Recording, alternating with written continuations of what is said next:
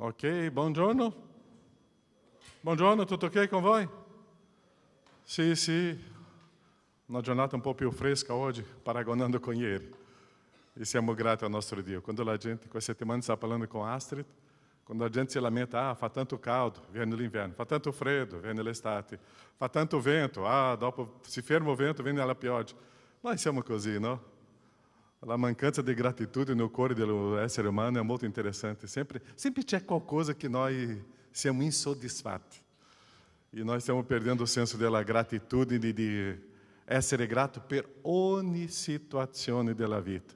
Avere la gratitudine per ogni passo, anche nei momenti di avversità, nei momenti difficili. E quanto è importante nella nostra vita vedere che il Signore agisce in tutti i momenti. Se tu hai consegnato la tua vita a Gesù, Lui ha detto, è sério, così adesso faccio di te quello che voglio io. Così tutte le situazioni che viviamo c'è la presenza del Signore. Tutte le situazioni che stiamo camminando c'è la presenza del Signore. Perciò noi dobbiamo essere grati per tutto. E vogliamo iniziare questo culto con cuore grato. Vogliamo vivere questo culto oggi con un'esperienza con il Signore. Preghiamo. Ringrazio il Signore in questo momento. Ringrazia la settimana, ringrazia la giornata di oggi, ringrazia. Tu che sei a casa, anche tu possa ringraziare. La gratitudine produce in noi un cuore completamente trasformato, perché c'è la riconoscenza, perché c'è un agire del Signore sopra di noi, perché c'è un nostro spirito che si collega allo Spirito Santo e che produce questa intimità con Dio in questo riconoscimento e la gratitudine. Nostro cuore è grato. Tante volte è importante arrivare davanti a Dio e chiedere perdono perché siamo lamentati per un'azione di Dio nella nostra vita.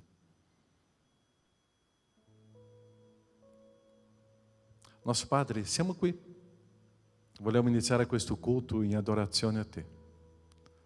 Siamo qui. Vogliamo aprire il nostro cuore in adorazione a Te. Siamo qui. Perché vogliamo vivere insieme ai fratelli e sorelle un culto di adorazione a Te. Vogliamo, Padre, aprire i nostri occhi e vedere la Tua presenza. Vogliamo aprire i nostri occhi spirituali e vedere che Tu ci sei. Vogliamo aprire i nostri occhi, ó Padre spirituali, per sentire la grandezza Tua, la Tua mano, la Tua protezione, il Tuo sostegno, sentire la Tua cura su di noi. Tu sei il Dio che fa dei miracoli, dei prodigi, che agisce. Sei Tu um Dio che transforma quello che sembrava impossibile. Tu sei quello grande Dio che si manifesta in un modo unico nella nostra vita. Oggi, com gratitudine, vogliamo vivere questo culto perché Tu ci sei. E che noi possiamo imparare, ó Padre, a vivere questa grandezza insieme a Te e con Te.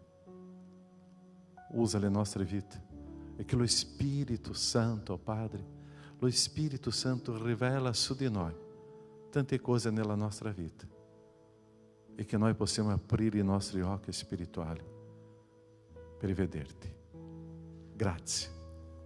Questo momento, questo culto è per Te, è consacrato a Te. Nel nome di Gesù. Amém, Senhor. Amém? Adoriamo?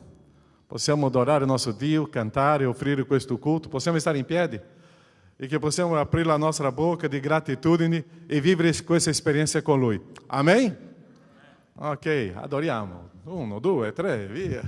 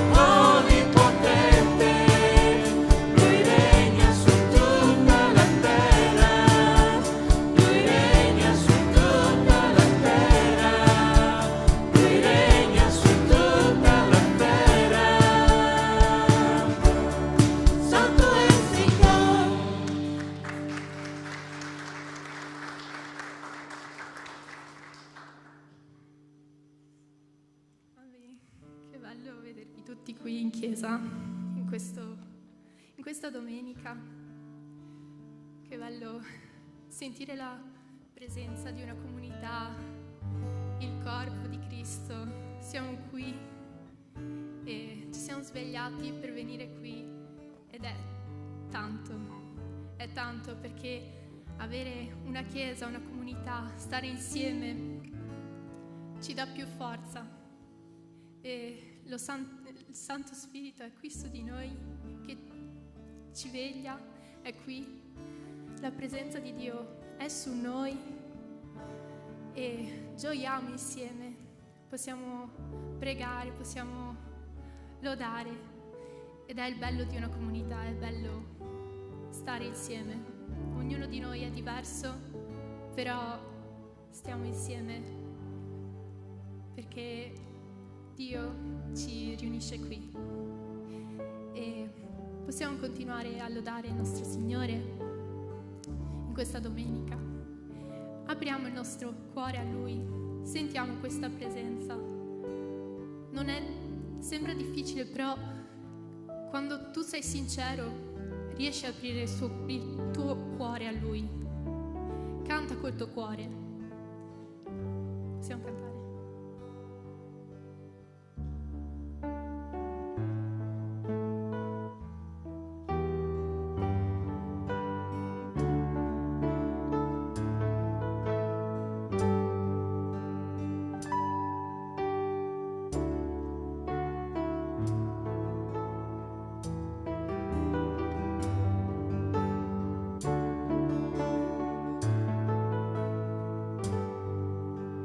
Luce del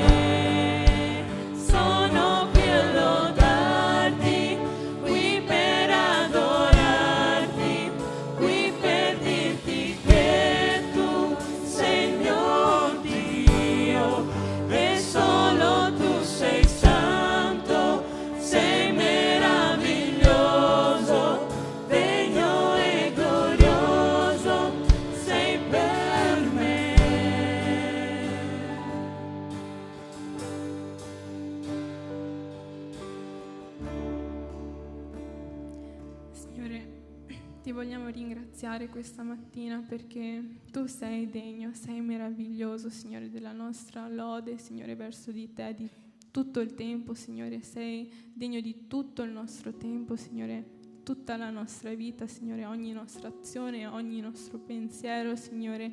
Tu sei degno di tutto quanto, Signore, e Ti vogliamo dare, Signore, le nostre vite, Signore.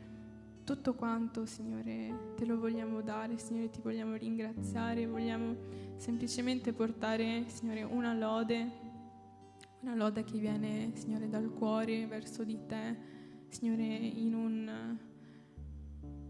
per, Signore, mostrarti in qualche modo quanto Ti vogliamo bene, Signore, quanto, Signore, Ti amiamo, Signore, quanto abbiamo dentro di noi per Te, Signore. Ti ringraziamo semplicemente perché ci hai portati qui questa mattina, Signore, ci hai alzato, Signore, ci hai dato respiro, Signore, un altro giorno, Signore. Ti ringraziamo perché ogni nostro respiro e ogni nostra giornata, ogni nostro secondo, Signore, che ci doni è un dono da parte Tua, Signore, e non lo diamo per scontato, Signore, è tutto un Tuo dono. E Ti ringraziamo, Signore, e Ti portiamo questa prossima, Signore, canzone come lode, come adorazione, Signore, perché Ti vogliamo adorare, Signore, Ti vogliamo innalzare, Signore, per il Dio grande che sei, Signore, per il Dio potente che sei, Signore, per il Dio glorioso che sei, Signore. E, Signore, noi Ti apparteniamo, Signore, e Ti ringraziamo, Signore, per questo momento che ci hai dato, Signore, che il Tuo Spirito Santo, Signore, ci accompagna in questa adorazione, Signore, che ci guidi, Signore, che possiamo essere un solo corpo, Signore, una sola chiesa, Signore, a cantare e a lodare Te, Signore, nel nome di Gesù. Amen.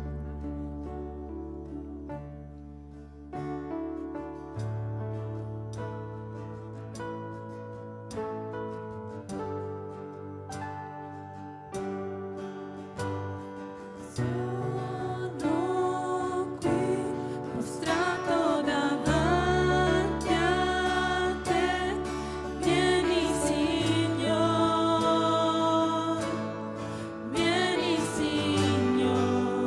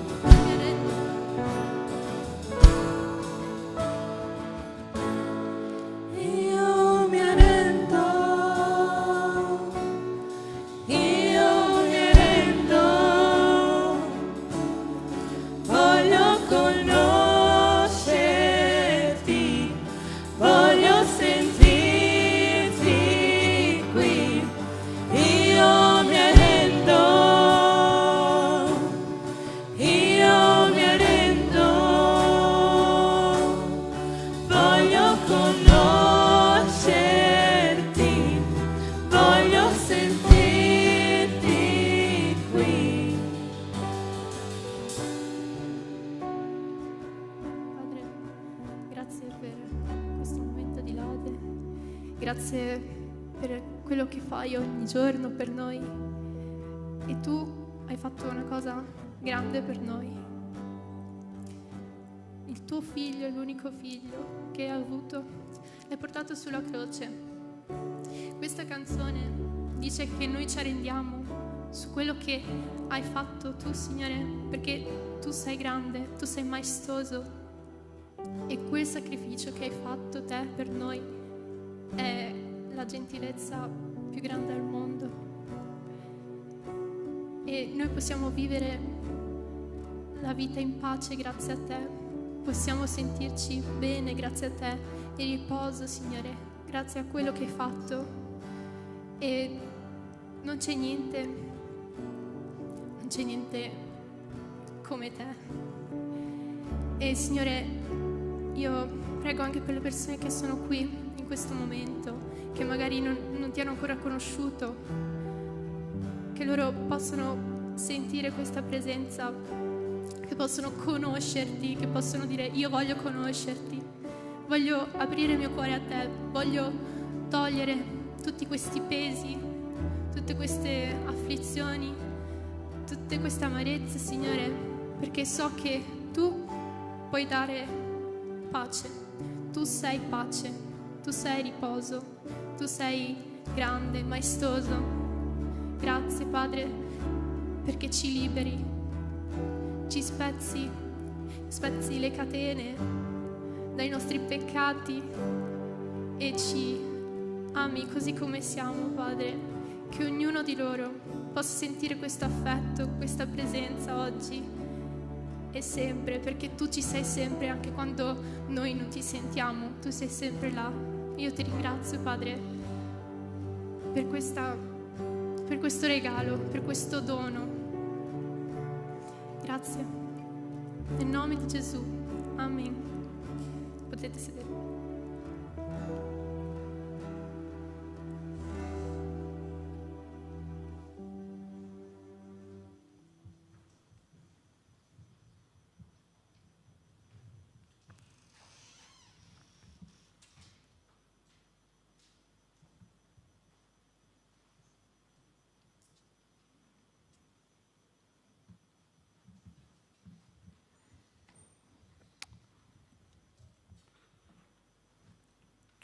Ok, cosa succede a una persona, un figlio di Dio che si arrende a Cristo? Io non so voi, ma più vado avanti nel cammino cristiano, nella mia esperienza col Signore, più mi rendo conto di quante resistenze ci sono dentro di noi, no? Quante barriere che noi alziamo perché Dio non controlli la nostra vita. Ma allo stesso tempo mi rendo conto che la grazia di Dio è stata riversata su di noi, no? Ogni giorno mi rendo conto, ogni giorno di più, di quanto la grazia di Dio è fondamentale perché noi continuiamo a camminare con Cristo.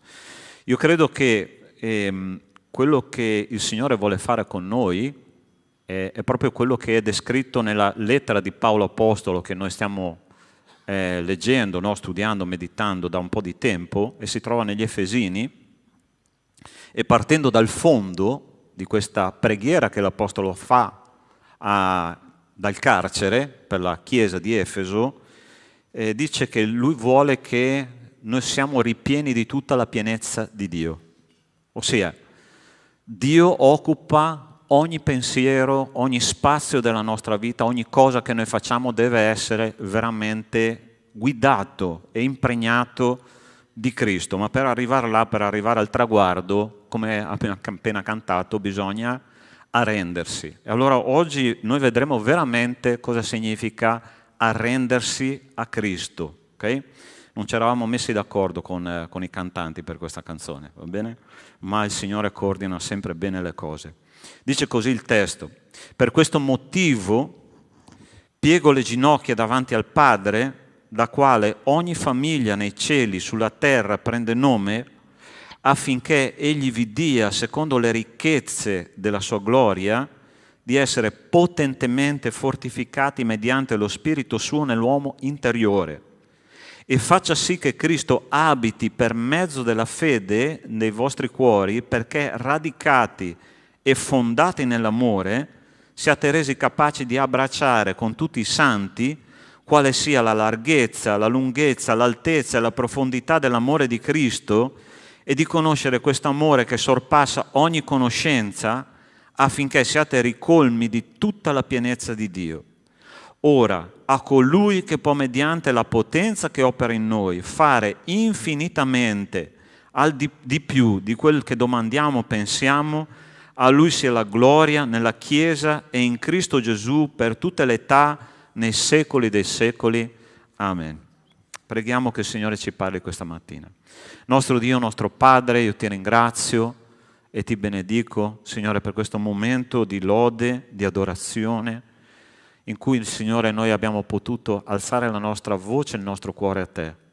Adesso, Signore, vogliamo ascoltare la Tua voce, vogliamo ascoltare come delle pecore, Signore, che hanno bisogno della voce del proprio pastore. Per favore, Signore, guidaci perché abbiamo la vista corta, guidaci, Signore, perché siamo fragili, deboli, ma in Cristo Gesù noi possiamo essere ripieni di tutta la pienezza di Dio. Ti chiediamo questo nel nome di Cristo Gesù. Amen. Per capire, perché è interessante che questa lettera comincia, dice per questo motivo. Quale motivo? Per questo motivo piego le ginocchia davanti al Padre. Questo discorso si lega a quello che Paolo diceva poco prima, che abbiamo meditato nel messaggio precedente. Dice nel quale Cristo abbiamo la libertà di accostarci a Dio con piena fiducia mediante la fede in Lui. Ossia, l'Apostolo Paolo dice, in quanto noi abbiamo una piena fiducia, possiamo accostarci a Dio in piena libertà, a questo punto noi dobbiamo pregare, piegare le ginocchia affinché noi siamo pieni di tutta la pienezza di Dio. Io so che nella mente di qualcuno qua questa mattina c'è questa domanda, pastore, ma si può essere ripieni di tutta la pienezza di Dio? A quanto pare l'Apostolo Paolo pregava per questo, a quanto pare è possibile, perché Paolo non pregava per cose impossibili, ma è interessante come finisce questa preghiera dicendo quello che può fare al di là di quello che noi pensiamo e crediamo, Lui può veramente riempirci di tutta la pienezza di Dio. Ma come dicevamo prima, le barriere non sono in Dio, le barriere sono dentro di noi.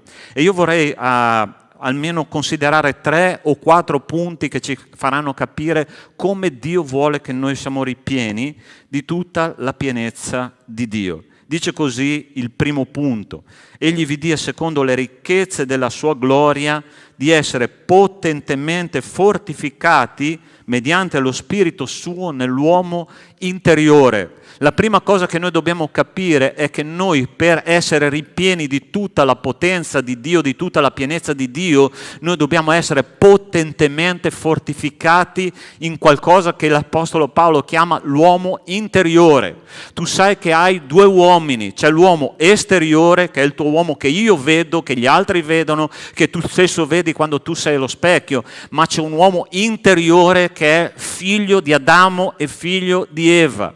Ti ricordi quando Adamo ed Eva nel giardino dell'Eden erano perfettamente in armonia con Dio, erano perfettamente in armonia uno con l'altro, perfettamente in armonia con la natura, ossia l'uomo interiore e l'uomo esteriore erano qualcosa di totalmente unito, in qualcosa di armonico, che non aveva nessuna difficoltà a rapportarsi, a relazionarsi con il mondo esterno e specialmente con Dio. Ma quando noi abbiamo peccato, la parola di Dio dice che l'uomo ha cominciato a provare dei sentimenti completamente diversi e sconosciuti, che noi non eravamo stati creati per questi sentimenti. La prima cosa che Adamo dice: Signore, ho udito la voce nel giardino e ho avuto paura. Questa è la prima sensazione umana derivante dal peccato che noi abbiamo provato come genere umano, e sfido chiunque qua a dire che non ha mai avuto paura nella sua vita. A volte la paura è necessaria, ma la paura è un derivato del peccato, della nostra condizione originale, di quello che noi abbiamo dentro di noi, che l'uomo, che la parola di Dio chiama uomo interiore. L'altra cosa che è successa, hanno cominciato a litigare tra marito e moglie, ossia qualcuno uno doveva scaricare la colpa sull'altro, perché il senso di colpa era l'altra sensazione che noi abbiamo cominciato a provare dopo il peccato. E queste paure, queste sensazioni di senso di colpa, queste difficoltà relazionali hanno cominciato esattamente là con Adamo ed Eva. E il Signore ci sta dicendo nella sua parola: se tu non fortifichi il tuo uomo interiore, se tu non superi la paura, se tu non superi il senso di colpa, se tu non superi le tue fragilità interiori, io non posso riempirti di tutta la pienezza di Dio. Dio vuole fare un lavoro dall'interno verso l'esterno per cominciare a renderci forti in Cristo Gesù. La parola di Dio ci dice che noi abbiamo uno strumento perché questo succeda, e questo strumento si chiama lo Spirito Santo di Dio. Fratello, c'è una buona notizia per te. Il Signore ha preso il tuo involucro vuoto e gli ha messo dentro la cosa più meravigliosa che esista sulla faccia della terra, la sua personalità, lo Spirito Santo di Dio, che riempie il nostro cuore, riempie la nostra anima e che ci dà la possibilità di camminare ogni giorno nei principi di Dio. È questo il metodo che Dio vuole che io usi e tu usi affinché il nostro uomo interiore si fortifichi. Allora sta attento. Purtroppo nelle nostre chiese, a volte, non nelle nostre chiese, Chiesa Battista Agape, sto parlando in generale, nella Chiesa mondiale, ok? È interessante che quando le persone, quando le chiese cominciano a comunicare ai fedeli che bisogna avere un cambiamento, purtroppo tante volte questo cambiamento è un cambiamento esteriore, un cambiamento di comportamento. Ti ricordi la parabola delle 10 vergini? Che cosa dice? C'erano 10 vergini che avevano la lampada che era ripiena di olio, e c'erano 5 vergini che ce l'avevano e altre 5 che non ce l'avevano, e le 5 vergini che non avevano lo Spirito Santo, ossia quel fuoco dentro nella lampada, sono rimaste fuori dalla comunione con Dio, fuori da quell'evento che era le nozze dell'agnello, ossia lo sposo arriva, ma quelle vergini sono rimaste fuori perché non avevano lo Spirito Santo di Dio dentro di sé. Allora la cosa interessante, dice la parola di Dio, che quando Gesù tornerà e ci sarà il rapimento della Chiesa, perché tu sai che ci sarà il rapimento della Chiesa, no? Allora dice che uno sarà preso e l'altro lasciato. La cosa mi preoccupa profondamente, sai perché? Perché ci sono tante persone anche nella comunità che camminano secondo una veste cristiana esteriore, con un uomo esteriore, ma che non sono state rinnovate completamente nell'uomo interiore. Perché? Perché non c'è la presenza dello Spirito Santo di Dio. E il Signore dice: rinnova il tuo uomo interiore attraverso lo Spirito Santo di Dio. Quando tu permetti a Dio di lavorare nel tuo cuore e nella tua anima, il Signore è in grado di riempire ciò che era vuoto. Allora sta attento, non possiamo cominciare a rinnovarci attraverso un rinnovamento esteriore, ma dall'interno. Allora c'è una cosa molto interessante che il Signore mi ha detto attraverso questo messaggio. Ti ricordi come è stato costruito il primo tempio mobile, che era il tabernacolo nel deserto? La cosa interessante è che in quel progetto che Dio ha dato a Mosè, il primo oggetto che è stato pensato per essere costruito, in quella lista di oggetti che dovevano essere costruiti, è stata l'arca dell'alleanza. Non ha cominciato dalla tenda, non ha cominciato dal candelabro, non ha cominciato dal tavolo delle presentazioni, ma dall'arca dell'alleanza. Sai perché è cominciato da lì?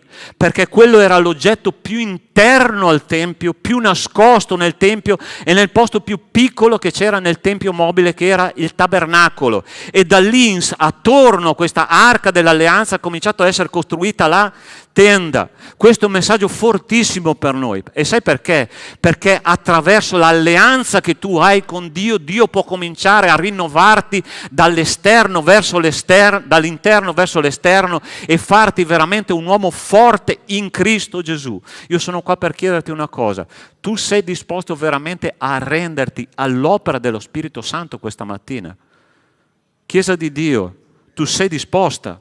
Lascia che il Signore usi la tua testa, usi i tuoi pensieri. C'è una tendenza, tu sai che il livello d'attenzione negli ultimi 20 anni è diminuito in un modo terribile.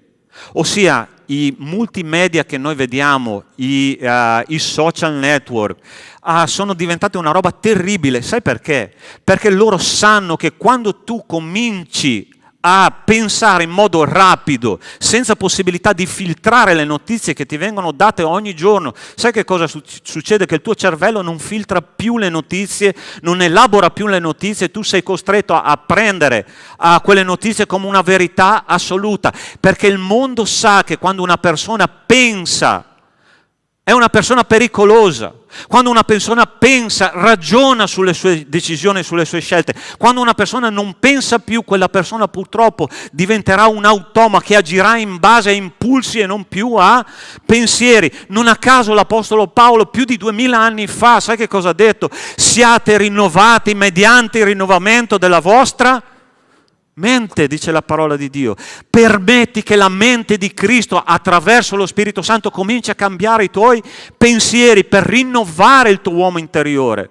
Quante volte, fratelli, la parola di Dio ci dice che c'è una via che l'uomo sembra diritta, ma finisce col portare alla morte. Lo Spirito Santo che c'è dentro di noi, Lui conosce le cose profonde di Dio ed è per questo che Lui può fortificarci ogni giorno di più e farci diventare uomini che assomigliano ogni giorno di più a Cristo. Tu vuoi questo? Tu vuoi essere ripieno di tutta la pienezza di Dio? Permetti allo Spirito Santo di fare un lavoro con te. A volte noi vogliamo che Dio, ieri sera abbiamo studiato con i nostri ragazzi, no, la vita di Davide, molto interessante, che c'era quello strumento che nell'antichità, nell'Antico Testamento si usava, era una specie di joystick spirituale, no? C'era l'Urim e il Tumim, erano due pietre che quando il sacerdote interpellava il Signore, sembra che si illuminavano per dire vai a destra, vai a sinistra, non fare questo, fai quell'altro. E dico, che bello sarebbe avere oggi, no? una cosa che se il Signore devo fare questo, beep, si illumina. Vai a destra, sì, beep, vado dall'altra parte.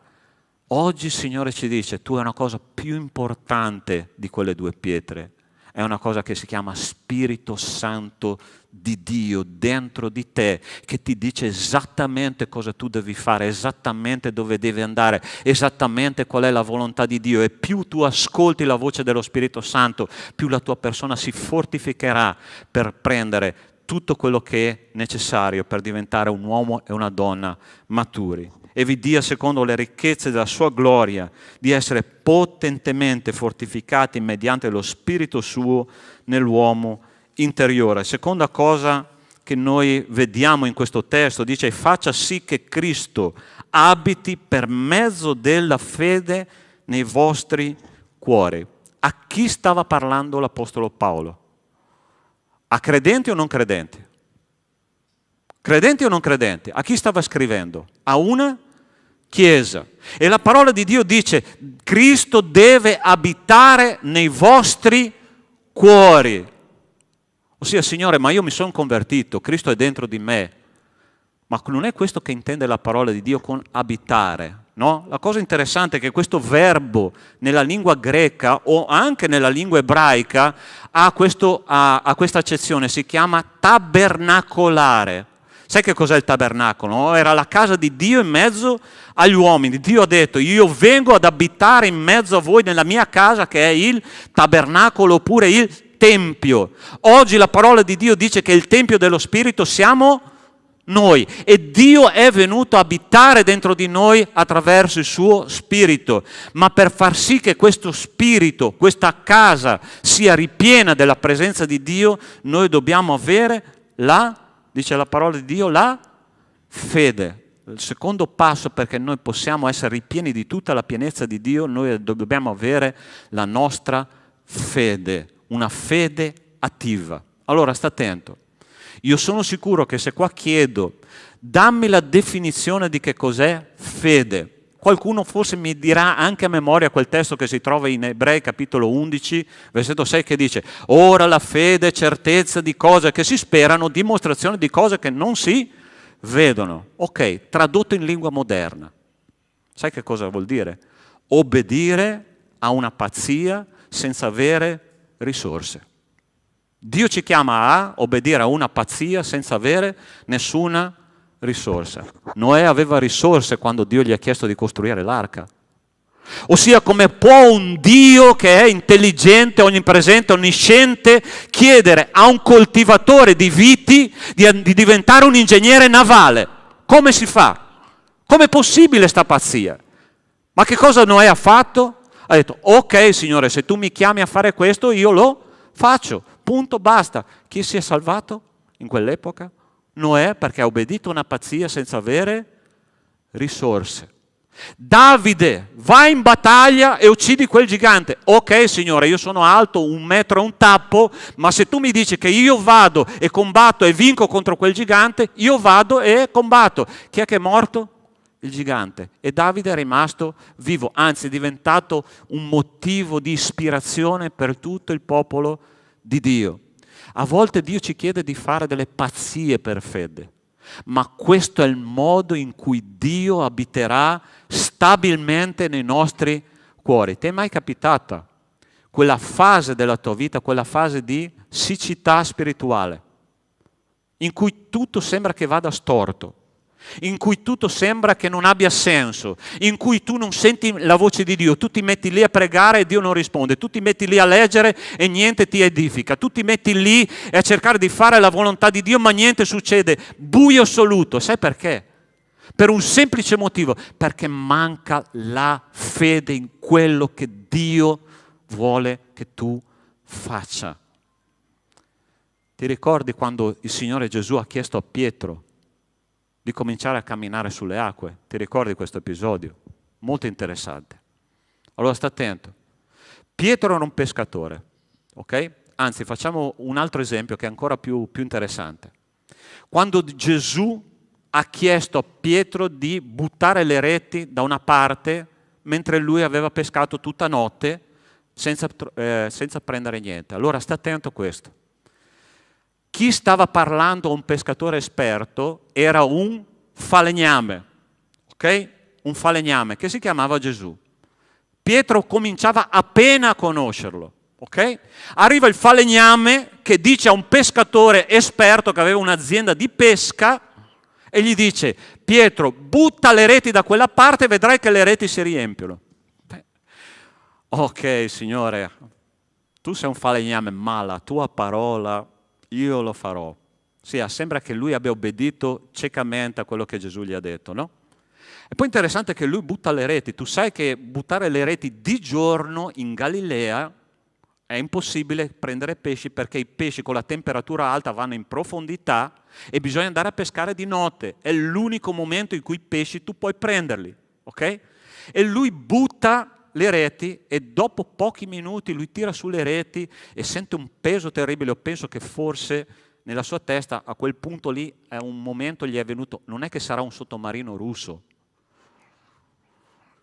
Ma non era un sottomarino russo, la rete era piena, perché un falegname che conosceva la natura e conosceva soprattutto la natura della fede gli aveva detto: Pietro, vai e pesca dove io ti dico e quando io ti dico, e vedrai che se per fede tu fai, tu riempirai quella rete. E quella rete si è riempita, cari miei. E sai Pietro che cosa ha fatto? Vattene via da me, Signore, perché io sono un peccatore. Gloria a Dio che lui l'ha riconosciuto. Perché quando noi facciamo le cose anche per sfidare il Signore, perché è questo che noi facciamo delle volte. Ok, Signore, io lo farò, però voglio vedere come va a finire. Quando tu vedi che va a finire bene, perché il Signore ci chiama alla fede, la fede è obbedire a una pazzia senza avere risorse. Il Signore dice: fai quella strada, obbediscimi e vedrai che cosa raccogli, la tua rete si riempirà e Cristo abiterà stabilmente nel tuo cuore. Se tu vai in Ebrei capitolo 11, quel brano è pieno di esempi di uomini e di donne di fede che hanno vissuto a una pazzia senza avere risorse e alla fine della loro vita hanno raccolto i frutti di quello che loro hanno seminato.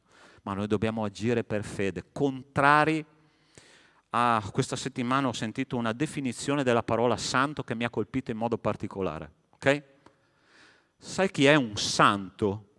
Non solo è un figlio di Dio, ma un santo è quello che si ribella alla propria natura. E io sono convinto veramente che è così. È uno che dice no all'insicurezza, è uno che dice no all'angoscia, è uno che dice no alla depressione, è uno che dice no a tutte le mie insicurezze e voglio credere assolutamente in quello che Dio mi dice e Dio comincia veramente a abitare dentro di noi stabilmente nella nostra casa del nostro cuore. Perché? Perché Lui ama le persone che agiscono per fede. Fede è questo, cari miei, e faccia sì che Cristo abiti per mezzo della fede nei vostri cuori, secondo passo per cui noi possiamo essere ripieni di tutta la pienezza di Dio. Terzo punto, dice così l'Apostolo Paolo: perché radicati e fondati nell'amore, siate resi capaci di abbracciare con tutti i santi qual sia la larghezza, la lunghezza, l'altezza e la profondità dell'amore di Cristo e di conoscere questo amore che sorpassa ogni conoscenza. Questo testo ci parla di conoscere Cristo attraverso il suo amore. Dobbiamo abbracciare e conoscere l'amore di Cristo. È interessante che noi abbiamo un'idea molto distorta di che cos'è l'amore. Quando è che noi amiamo alla follia il Signore?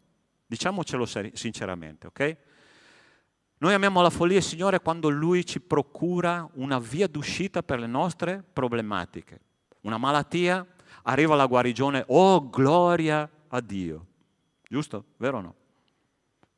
Sei d'accordo con me? Quando Dio provvede per le nostre necessità, gloria a Dio, adesso conosco l'amore di Dio. L'Apostolo Paolo ha fatto una preghiera in 2 Corinzi capitolo 12 dicendo: Signore, io ho una spina nella carne, ok? Questa spina nella carne ti ho chiesto 3 volte di togliermela, ma tu non me l'hai tolta. Allora sai che cosa farò? Io ti glorificherò in questa difficoltà, in questa situazione. Perché? Perché quando sono debole allora io sono forte. Io percepisco che il tuo amore è anche in questa difficoltà che io sto vivendo e anche in questa sofferenza che io sto vivendo, perché attraverso questa sofferenza io sono più pieno di Dio, io non mi allontano da me. Ed è interessante che noi facciamo le preghiere più forti, più intense quando siamo tutto in ordine, quando c'è tutto in ordine, quando tutto va bene nella nostra casa, quando tutto va bene nella nostra vita. No, esattamente nel momento in cui noi soffriamo di più, noi facciamo le preghiere più profonde e più intense della nostra vita. Allora sta attento. Qua ci dice dobbiamo abbracciare insieme a tutti i santi l'amore, la profondità dell'amore di Cristo. Allora, l'amore di Cristo dove si è manifestato? Non ti ho chiesto come si è manifestato, ma dove si è manifestato l'amore di Cristo? Dove si è manifestato l'amore di Cristo? Più profondo, sulla croce. Bravo Pietro. Che cosa noi dobbiamo fare per abbracciare insieme a tutti i santi l'amore di Cristo? La parola di Dio ci dice che noi dobbiamo abbracciare la sua croce. Ti ricordi cosa ha detto Gesù all'inizio del suo ministero ai suoi discepoli? Ha detto: se qualcuno vuole venire dietro a me, rinneghi se stesso, prenda la sua croce e mi segua. Questo è l'amore che io vi do attraverso il portare la propria croce ogni giorno. Crocifiggere se stessi, la propria volontà, i propri desideri, i propri sentimenti, le proprie aspettative della vita, i nostri progetti, dobbiamo portarli alla croce, permettere che Cristo cambi tutto questo, ci dia le sue aspettative, i suoi progetti, le sue difficoltà e ci porti veramente al traguardo e alla meta, come l'Apostolo Paolo ha detto. E guardate che interessante che è l'ultima preghiera che l'Apostolo fa in vita: Signore, ho terminato la corsa, ho serbato la fede. Dove lui lo stava dicendo? Nella prigione più buia di Roma. Lui stava dicendo: io ho fatto la mia corsa con Cristo, ho abbracciato la croce, sono qua, ma Cristo ha realizzato tutto quello che aveva in mente per me e per il mio ministero. Sai, io sto leggendo un libro che si chiama il libro di Neemia. Chi è che lo conosce qua? Conosci il libro di Neemia? Neemia è stato un uomo fantastico, ma la spina che lui ha avuto nel fianco ogni giorno con i suoi nemici è stata una roba terribile. Ogni giorno lui subiva un'angheria da parte dei suoi amici. Un giorno lo denigravano, un giorno lo scoraggiavano, un giorno lo attaccavano, un giorno lo volevano uccidere, un giorno spargevano calunnie sul suo nome, un giorno facevano altre cose per distruggere la sua esistenza. Ma alla fine chi è che ha costruito le mura in 52 giorni? È stato proprio Neemia. E dice la parola di Dio che tutti i popoli intorno, che cosa è successo? Si sono umiliati e hanno avuto vergogna di quello che loro hanno fatto fino a quel momento con Neemia. E sai perché? Perché Neemia ha abbracciato la croce, ha detto: Signore, se questa è la mia strada, nonostante tutto quello che ci sta in mezzo, io andrò avanti perché so che il tuo piano si compierà nella mia vita. Allora, per analizzare la tua vita, allora sta attento. Io non so fino in fondo che cosa tu stai passando nella tua vita. Io so che ognuno di noi ha una croce da portare, che è una sofferenza nella tua famiglia, una sofferenza personale, una sofferenza biologica, ossia una malattia, qualcosa che ti affligge c'è, perché il popolo di Dio è questo.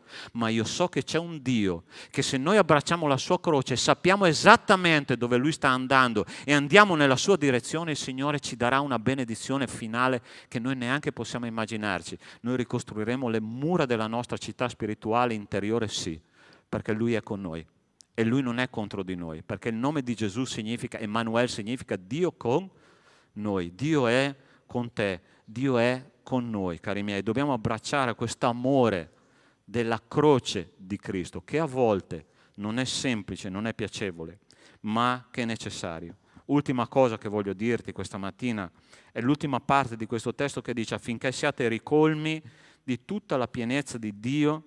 Ora colui che può, mediante la potenza che opera in noi, fare infinitamente al di là di più di quel che domandiamo, pensiamo, da Lui sia la gloria nella Chiesa e in Cristo Gesù per tutte le età, nei secoli dei secoli.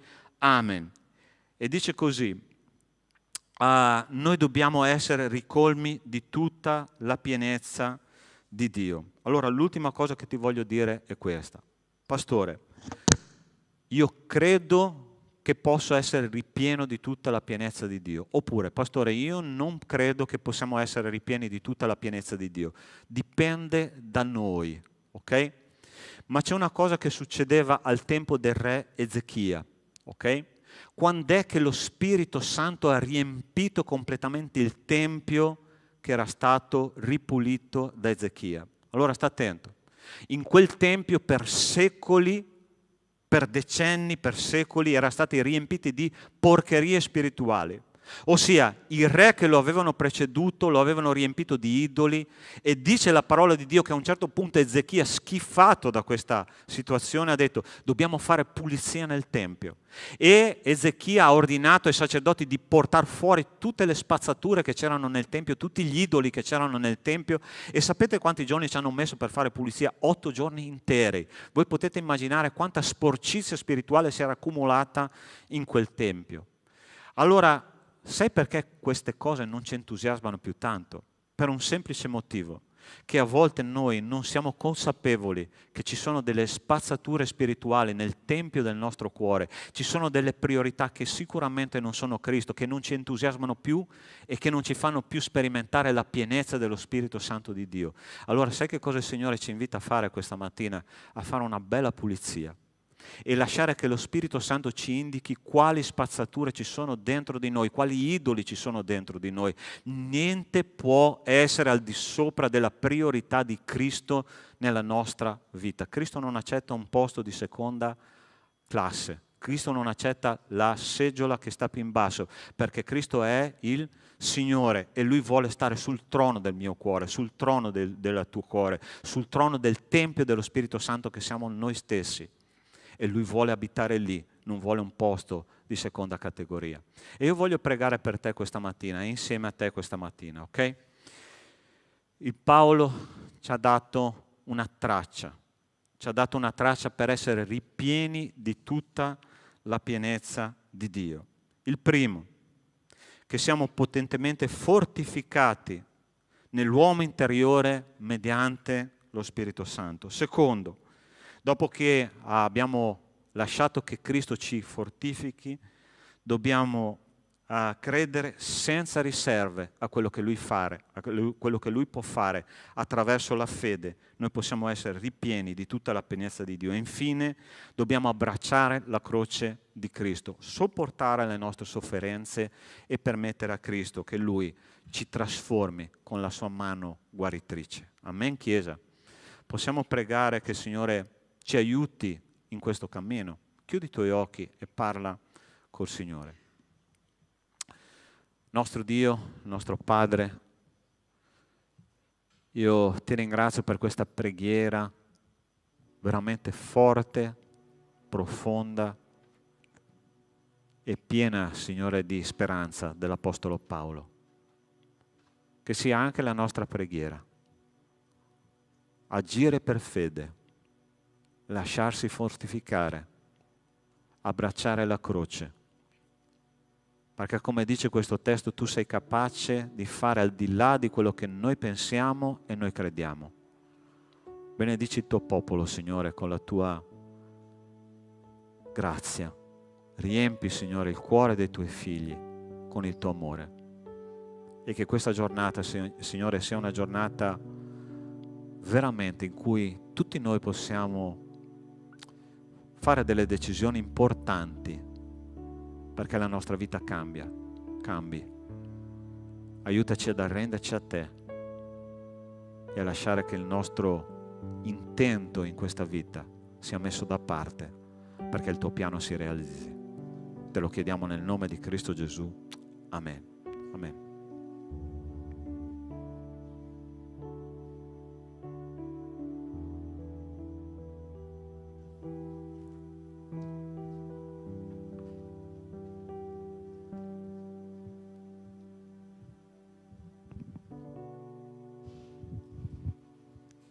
Amém? Quanto é precioso quando o Espírito Santo viene sulla nostra vita e comincia a trasformare, a cambiare, a rivelarsi. E quanto è prezioso questo agire e ci fa vedere quello che noi non abbiamo visto.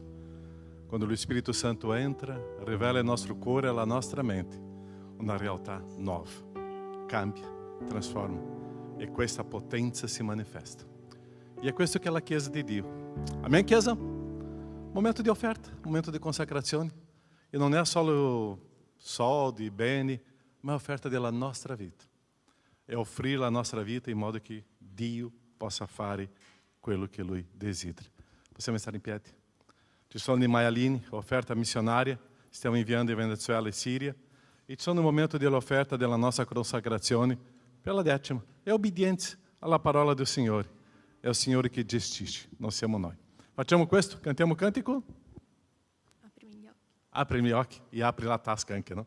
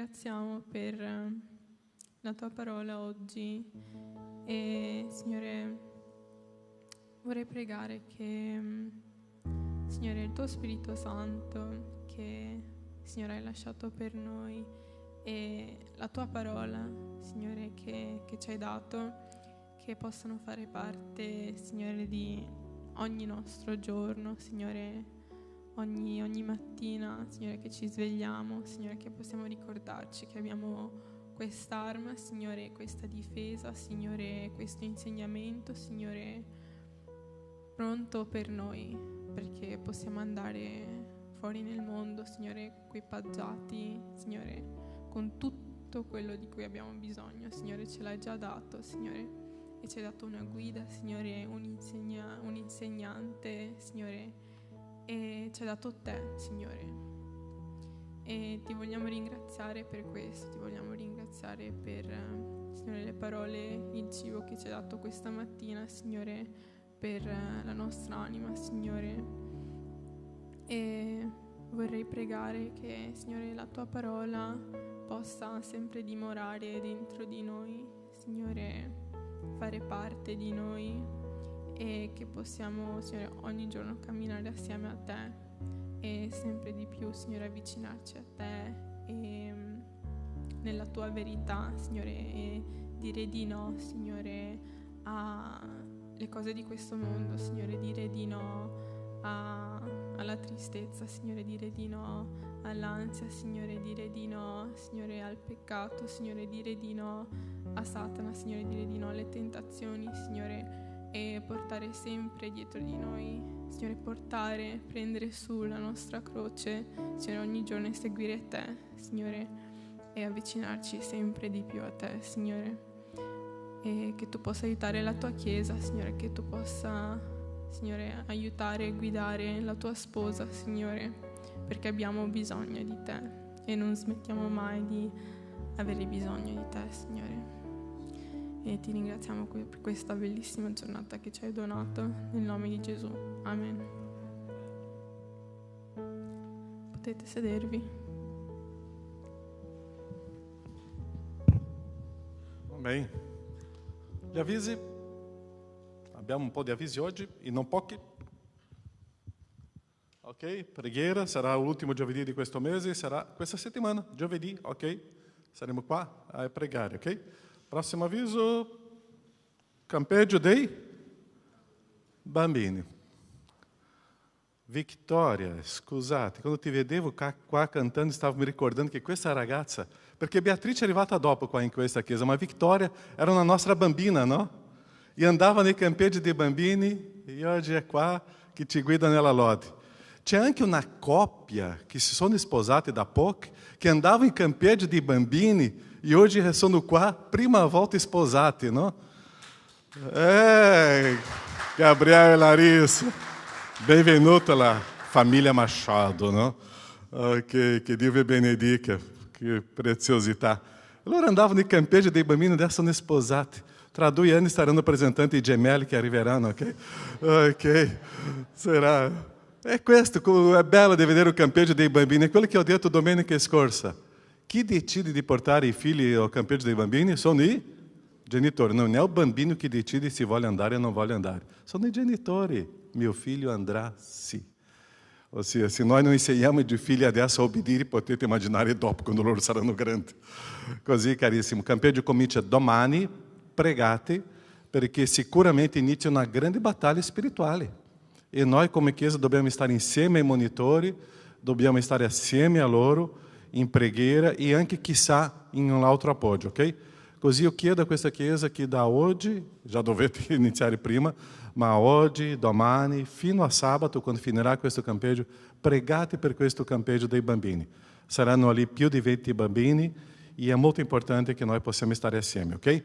Abbiamo chiesto quelli che possono portare qualcosa per mangiare e anche le altre cose che possono essere utili al campeggio, potete portare ancora oggi o domani, che domani mattina noi partiremo di qua, e dopo c'è il campeggio anche dei giovani e adolescenti, allo stesso modo la Chiesa che aiuta con il mantenimento, ossia alimenti e le altre cose, potete dare questo appoggio, ok? Staremo con quanti già iscritti? 30? 30 ragazzi, ok? E più quelli che lavorano, più i ragazzi, una quarantina già, ok? Preghiamo per questo, il campeggio dei ragazzi sarà 8 a 13 di luglio. 14 di luglio abbiamo i nostri battesimi. Facciamo culto qua, finiamo il culto a circa alle 11:30, alle 12 e andiamo a Covolo di Pederoba, Fiume Piave, passeremo lì tutta una giornata, un piquenique, staremo celebrando i battesimi, abbiamo più o meno 11-12 persone saranno battezzate. Anche un brasiliano deve battezzare un argentino quest'anno, ok? Ok. E questo per noi sarà una grande ricchezza, un grande privilegio, né? Daniel che è con noi qua oggi, ok? Saremo lì anche per il battesimo, 15, così già venite qua, pranzo a sacco, staremo assieme. Nico Battaglia, questo sabato, il 29 di giugno, sarà con noi qua. C'è una esperienza di fede, di trasformazione, di guarigione molto impattante, ok? Così sarà molto importante che noi possiamo portare i nostri amici e i nostri nemici per stare qua in questo culto di adorazione e anche sentire la sua testimonianza, ok? Non faremo o culto online prossimo sabato, questo sabato, sarà soltanto qua presenziale questo evento, ok? Così, se potete venire qua e portare i vostri amici e nemici, sarà molto bello. Avanti, gli altri avvisi? Ok, prima, ce l'ho qua.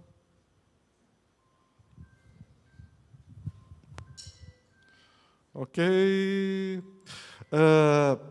Sembra che è troppo lontano, ma non è troppo lontano. Já stiamo organizzando o nostro culto di Páscoa. Pastore, Páscoa? Sì, Páscoa.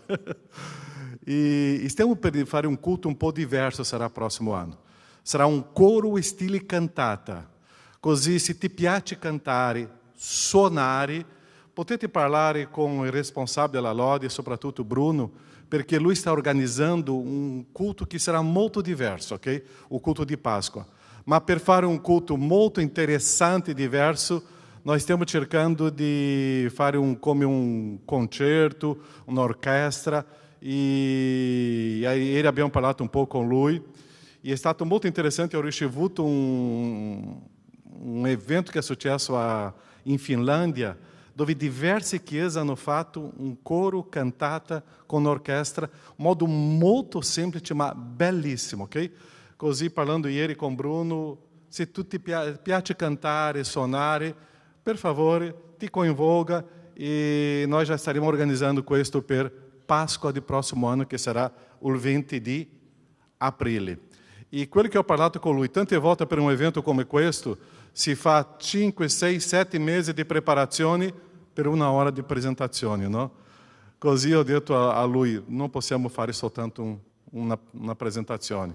E così, se noi vogliamo inserire le altre comunità, è molto importante fare negli altri posti, e vogliamo fare negli altri luoghi, ok?